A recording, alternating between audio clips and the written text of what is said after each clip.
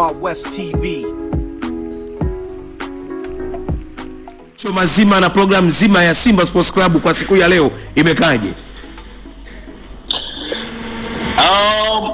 Programu ya siku ya leo ndio kama ambavyo unajua ni siku ya Eid.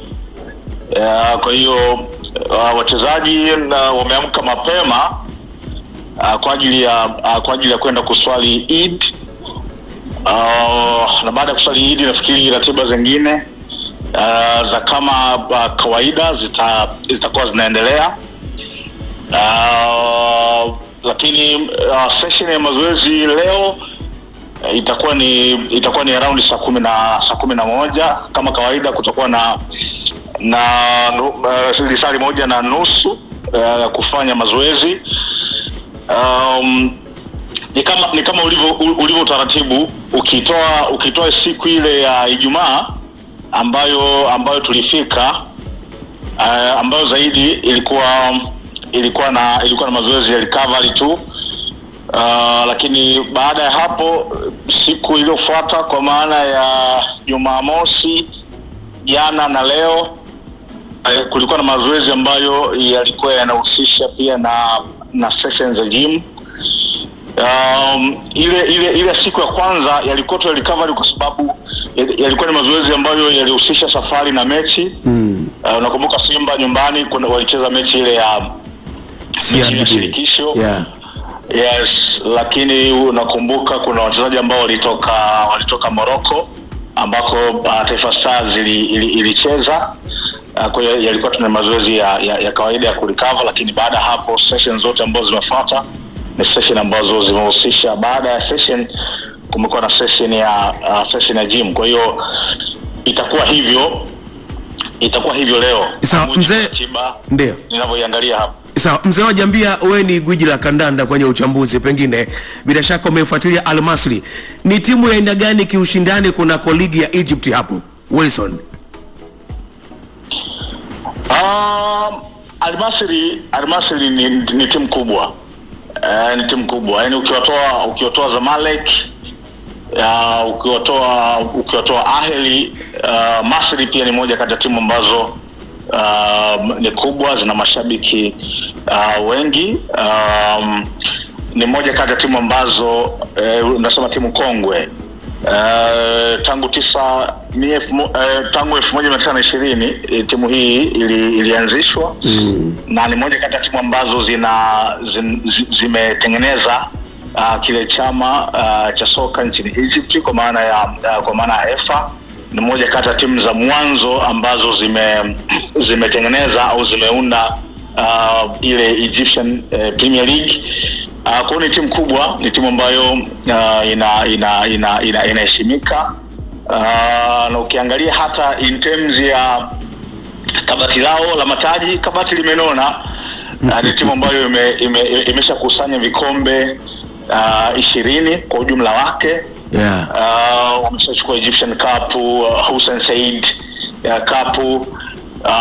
Ingawa kwenye hilo kabati lao bado hawajabahatika kupata ile Egyptian Premier League, lakini collection ya mataji yao yote yanafika mataji 20. Na ni timu ambayo inapatikana katika ule mji wa Port Said. Sawa. Ni moja kati ya miji ambayo inazunguka huu mfereji wa Suez. Sasa Wilson, vipi Figisu zipo hapo mjini Figisu? So far sijaona kama kuna mazingira yote ya Figisu.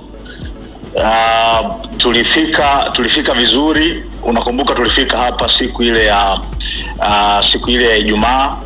Tulitoka Dar es Salaam Ijumaa alfajiri na tukafika pale Cairo International. Ilikuwa ni majira ya saa 7 na tulipokelewa vizuri pale. Mheshimiwa Balozi pamoja na watu wengine walifika pale kwa ajili ya kutupokea. Mheshimiwa Jenerali Mheshimiwa Meja Jenerali Richard Mutayoba alikuja kutupokea pale pamoja na wanafunzi wengine ambao ambao wanasoma hapa Egypt, na baada ya pale kutoka uwanja wa kimataifa wa Cairo ilikuwa ni safari ya kuja Ismailia, ambayo ilikuwa ni safari ya basi ambayo inachukua masaa mawili kutoka Cairo mpaka kuja hapa Ismailia. Sawa, Wilson, bila shaka hali ya hewa iko poa sana huko. Of course hali ya hewa iko poa. Wakati umefika kulikuwa na kiasi kikubwa cha baridi, lakini jana kiasi baridi haikuwa kali sana, lakini kwa maana ya ukilinganisha na hali ya Dar es Salaam, hapa baridi ipo. Okay. Lakini kwa sababu unajua Simba kwa msimu huu katika mazingira ya baridi hayo wameshakutana nayo, wameshatembelea miji ya kaskazini. Unakumbuka mechi ambazo wamekwenda, kwa mfano kule Constantine nilisafiri nao, ni sehemu ambayo ilikuwa na baridi sana. Kwa hiyo tunategemea kwamba issue ya kuacclimatize ni kitu ambacho tayari wamekwisha kukizoea. Sawa, Wilson angalia katikati. Sawa. Assalamu alaikum. Kwa maana ya Aishi Manula, labda Chemalon Fondo waliopo, no stress kwenye idara ya ulinzi kwa Simba Sports kuwavaa Al-Masry. Umuhimu wa mchezaji kama Chemalon kwenye defense ya Simba ni kubwa.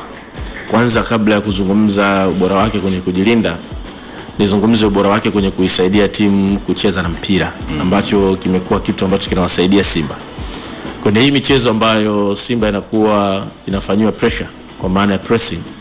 Chemalon ndo beki ambaye yuko comfortable zaidi na mpira, kucheza karibu na mshambuliaji akiwa anafanywa pressing. Okay. Tofauti na Hamza na Shamu Karabu au Hussein Kazi.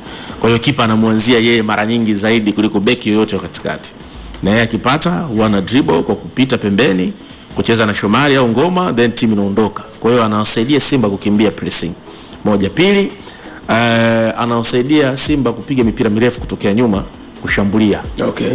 Kwa mara moja. Mfano goli aliyofunga Ateba mechi ya Sfaxien away, pasi ilianzia kwake, na kabla hapo alishajaribu mara nyingi kwenye mechi nyinginezo. Kwa hiyo kwa eneo hili ni mchezaji muhimu. Hili jukumu siwaoni wale walinzi walobaki wakiwa wanalifanya kwa usahihi. Lakini hata Hussein Kazi. Yes, lakini twende kwenye eneo lake la kujilinda. Pamoja na changamoto alizonazo zilikuwa zinatokea hivi karibuni ya kupiga pasi ambazo hazina mafuta, hazifiki na opponent wanachukua wanafunga Chefondo.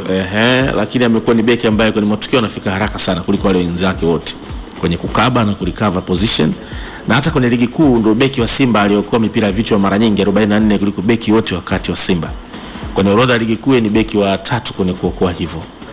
Wa kwanza ni Raul Makame wa Fontaine, anafuata Agostino Nsata wa Dodoma, afu Chemalon 44. Hamza yeye ana 26, Shemu Karabu ana 17 kwenye kuokoa mipira ya juu ya vichwa. Kwa hiyo unaweza kuona ni silaha yake nyingine kwenye kujilinda kuwasaidia Simba. Sasa na yeye alishaanza kuzoea kucheza na Hamza. Kwa hiyo kutokuwepo kwenye michezo mikubwa kama hii Simba hivi karibuni sijawaona wakicheza bila yeye. Kwa hiyo ni kitu ambacho siwezi kumaliza maneno, ila nimeonyesha umuhimu wake. Kwa hiyo kama Simba wataweza kumpanga Shamu Karabu na anaweza kutumika kwa namna nyingine kuonesha ubora wake kuwasaidia kucheza, inaweza kawa faida kwao. Siwezi kusema basi ndo wamefungwa kwa sababu Maloni hayupo, au kusema ndo watashinda kucheza vizuri zaidi kwa sababu alikuwa na makosa. Lazima mechi tuone ili tuone mbadala wake amefanya nini. Okay, sawa. Mpwa ukimtazama Chefondo Malone, yes, mbali na makosa machache aliyokuwa nayo, faida yake ni speed na ushapu wa kujitolea kwenye matukio nyeti kabisa. Shamu Karabu yeye ni tall lakini speed yake ni ndogo. Licha kwa sometimes anaweza kukuofa kwenye kufanya maamuzi. Kaskazini tunawajua wao mpira ni kukimbiza. Kazini kwa Simba kuna kazi. Kazi dizovya zipo. Kwa hata kama Chemalon angekuwepo kwenye ile nafasi. Okay, ni yale kwa sababu ya umuhimu wa mchezo na home advantage, kila mmoja ndo anaitazama hiyo. It seems kwamba El Masry wataanza mashambulizi yao kwa kushambulia. Okay. Yani target ya timu, mechi strategy yao ni kwamba wapate magoli, waipeleke timu mbele. Kwa hiyo pana kazi kubwa. Okay. Inatakiwa safu ya ulinzi kama atakuwa labda Shomari Kapombe, atakuwa Zimbwe, pale ndani atakuwa Hamza na Karabou. Cha msingi ni kufanya principles zile za ukabaji zote tatu at once. Ya kwanza ni tunasema tight marking au police marking, wengine wanatumia hivyo kwa maana ya kikuda zaidi, hiyo upati wa sawa kupumua. Lakini pia kuna zone marking, man to man marking, zone marking na compact marking. Wakiwa kwenye principle hizi, yoyote ndani ya Simba anaweza kucheza vizuri kuelekea mchezo huo.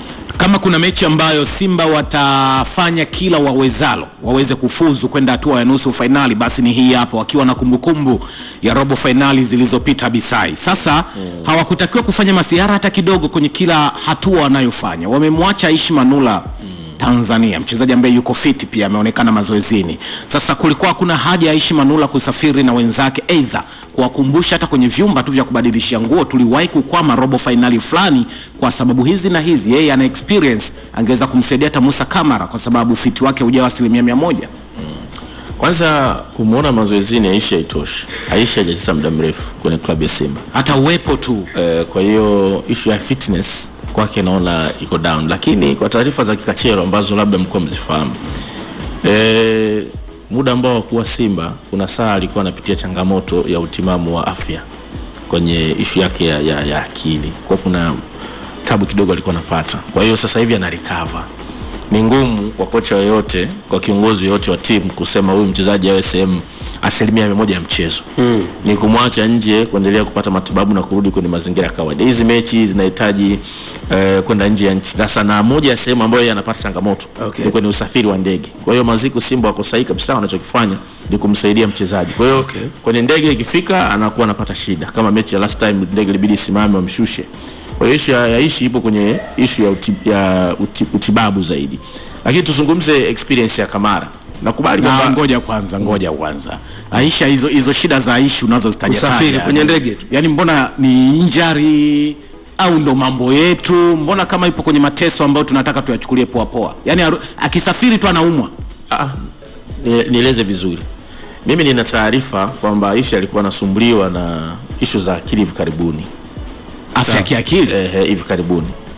Sasa moja ya eneo ambalo lilikuwa linamsumbua ni pamoja na issue ya ndege. Sio kila anapopanda lazima iwe hivyo, ila kuna time inamtokea. Sasa huyu mchezaji hayuko fit tayari na hajacheza muda mrefu. Kwa hiyo anaachwa nje. Sasa na wewe ulikuwa unazungumza hofu yako ya Kamara. Kamara amecheza hii michezo akiwa Royal ya Guinea na timu ya taifa ya Guinea pia kwa nia AFCON, kwa nia kombe la dunia. Leo kucheza mchezo wa robo finali na Al Masry ni mizania hiyo. Kwa hiyo bado Simba wana mtu sahihi kwenye goli. Sasa tumegusia eneo la goalkeeper na eneo zima la defenders. Mechi ni tarehe 2, si ndio? Kwa na mimi tutakuwa na time nzuri sana kuweza kuzungumza, pengine kesho tukatazama kwenye midfield namna ambavyo hali ilivyo ya kuweza kusakata kandanda katika eneo hilo. Bado tuko na wapinzani walikuwa dhaifu. Abisa, unaunga mkono hoja au ni hoja nyepesi sana hii? Nani aliyesema kwanza tumsikie wewe? Yuko wapi? Tumpashe kitandani? Kapande. Utakuja kumsikia hapo baadaye. Ngoja tumpigie simu akae kwenye line vizuri. Baada ya hapo utakuja kumsikia vizuri. Kama time iko vizuri hapo, basi tuende moja kwa moja tumsikie bwana Farasi wa Vita. Huo mmoja kati ya viongozi waandamizi kabisa miaka ya nyuma na sasa ni mshauri. Sasa time Bwana, ni mubashara kabisa kutoka pale Ismailia nchini Misri, ambapo Simba Sports wameweka kambi kuelekea mchezo wao wa mkondo wa kwanza robo finali kombe la shirikisho barani Afrika, ambapo watakwenda kukutana dhidi ya Al Masry. Na kutoka huko naambiwa taarifa ni kwamba Simba Sports wapo sawa, wapo salama, hakuna vurugu, hakuna figisu zozote ambazo wameweza kukutana nazo. Kikubwa tu wapenzi na mashabiki wa Simba watulie, wawe tayari kwa ajili ya mchezo ambao ni mchezo mwingine mkubwa mzuri Simba Sports anautaka kwa hali na mali ili aweze kuvunja mwiko wa kushindwa kufuzu katika hatua ya robo finali hatua ya nusu finali kwa misimu takribani 8. Katika misimu hii 8 Simba Sports klabu bingwa barani Afrika ameingia robo finali mara 6, lakini pia kombe la shirikisho barani Afrika ameingia, hii ni mara yake ya pili, jumla mara 8. Kwa hiyo safari hii wanakwenda na kauli mbiu yao kwamba hii tunavuka, wakiwa na imani kwamba safari hii Simba Sports anakwenda kuvuka katika hatua hii ya robo finali na kwenda katika hatua ya nusu finali. Bana, hicho ndicho kinachoendelea na hicho ndicho ambacho kinajiri katika ugwe za kombe la shirikisho barani Afrika, huku Tanzania tukiwa macho yetu yote kwa Simba Sports ambaye ni mwakilishi pekee katika michuano hii ya kombe la shirikisho barani Afrika. Lakini pia sio kombe la shirikisho tu barani Afrika, hakuna mpinzani, hakuna timu yoyote kutoka Tanzania katika michuano ya kombe la klabu bingwa, bali ni Simba Sports tu katika kombe la shirikisho.